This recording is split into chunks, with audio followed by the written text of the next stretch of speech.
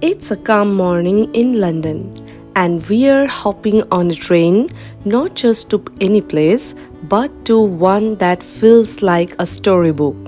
In just under an hour from Paddington, we will arrive in Oxford, a city of golden stone, old stories, and quiet magic. This is the city of dreaming spires.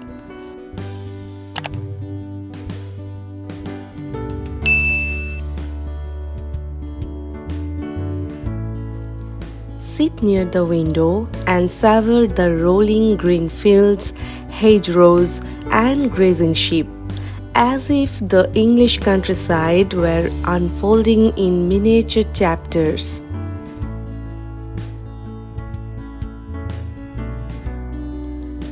The station lies about half a mile west of the historic centre, just a 10 minutes walk along Bodleian Road to Friars White Square, where the city's golden limestone architecture begins to glow under every shifting sky.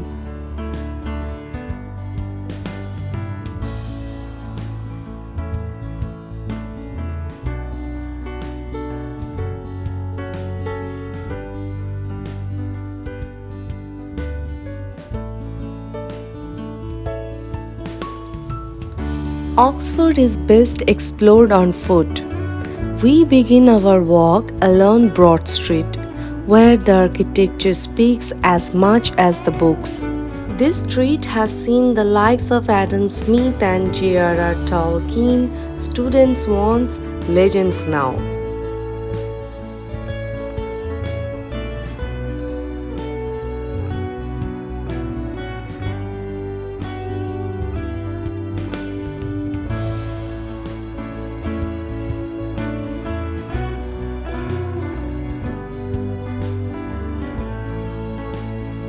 There are 38 colleges, each a world within a world. Christ Church is perhaps the grandest. The Christ Church College is one of the most prestigious and historic colleges within the University of Oxford. It is celebrated for its magnificent architecture, which includes a combination of medieval, Renaissance, and Baroque style. It is also the site of numerous ghostly sightings. King Charles I, who sought refuge here during the English Civil War, is said to wander the halls, his restless spirit unable to leave the place that once offered him safety. We wander south to Christ Church Meadow. And just as suddenly as it arrived, the rain stopped. Sunlight spills onto wet grass. Cows wander as if in no hurry to leave a poem unfinished. The meadow hums with warmth. Oxford reveals her softer side. At the heart of Oxford lies Radcliffe Square, a circle of silence in a city of scholars. The Radcliffe Camera stands like a sundial for thought, encircled by colleges whose cloisters echo with centuries of footsteps. Just opposite, the spire of St. Mary the Virgin pierces the sky. But don't let Radcliffe Square's beauty to fool you. This place has its own share of ghostly legends. The Radcliffe Camera, standing in the center of the square, is said to be haunted by a scholar who made a pact with the devil. On foggy nights, some claim to see a shadowy figure circling the building, searching for lost souls.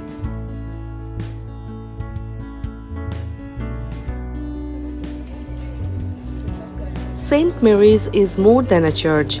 It's where the University of Oxford truly began.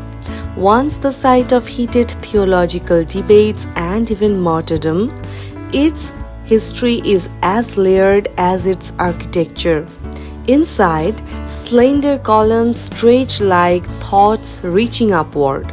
The nave is serene, almost weightless, with stained glass filtered stories into light.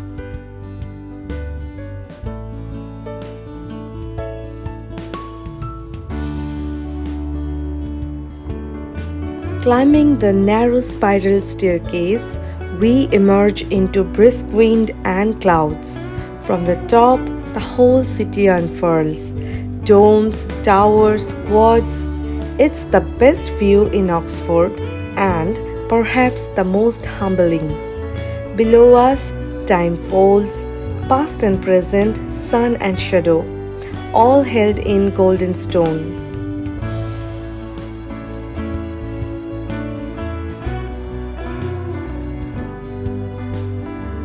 Oxford wears weather like a wardrobe. A sudden rainstorm doesn't ruin the mood, it deepens it. Find shelter under a college archway or sneak into a cafe with foggy windows and warm tea. In Radcliffe Square, on a quiet rainy day, the doors seems as though they might lead to another world. If you look closely, you will notice a golden statue glimmering above one of the doorways, watching still and silent. This particular detail sparked C.S. Lewis's imagination and inspired the character of Mr. Tumnus of Narnia, transporting readers into a world filled with fawns and lampposts. All across Oxford, angels and demons hide in plain sight, curved into corner, peering from rooftops, perched on colleges as if listening in. These touches, delicate, deliberate, make the city feel like it's half between art and story. We pass beneath Oxford's own Bridge of Sighs, not a replica but a cousin in charm. It connects Hertford College over New College Lane, a graceful arch of quiet elegance. Unlike its Venetian namesake, no shies of prisoner echo here, only the soft murmur of students' footsteps and the weight of exams whispered through time.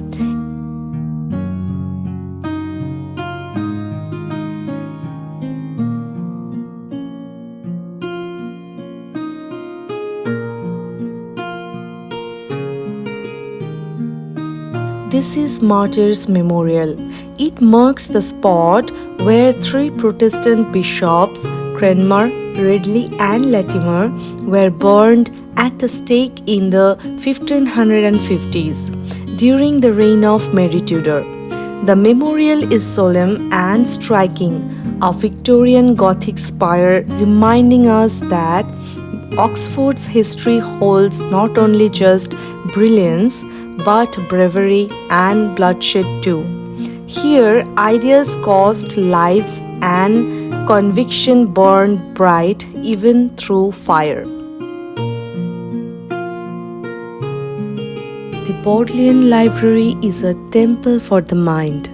You can't touch the books unless you are a reader, but just being here feels sacred.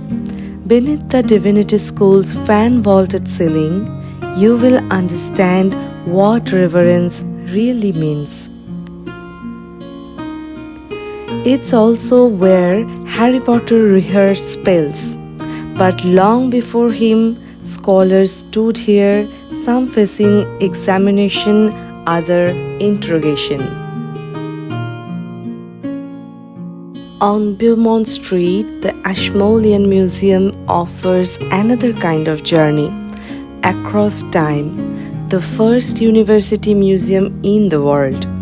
It houses curiosities from every continent, Egyptian relics, Chinese scrolls, eternal landscapes, each room a different stanza in the poem of human history. But the Ashmolean is more than a collection. It's a cabinet of wonder. Here you will find the Alfred jewel, a 1,000-year-old Anglo-Saxon mystery, a lantern once used by Guy Fawkes, a violin carved with dragons. Every object has a voice, and the museum lets it speak. Pause in the Italian Renaissance room, the colors feel warmer here.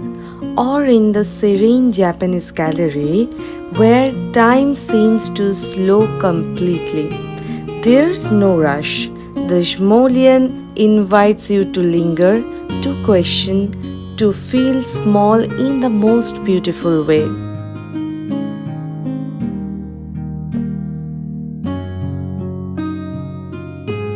This city has been muse to many. Tolkien imagined Middle-earth while staring into Oxford's shadows. Carol sent Alice down a rabbit hole near the river Thames, and Philip Pullman still walks these streets, trading dust into the dreaming spires. Punting on the River Cherwell is one of Oxford's most iconic activities. These flat-bottomed boats are steered with a long pole and offer a relaxed way to explore the waterway. The route takes you past college gardens, under stone bridges, and alongside quiet meadows. It's especially popular in spring and summer, with punts available to rent near Magdalen Bridge.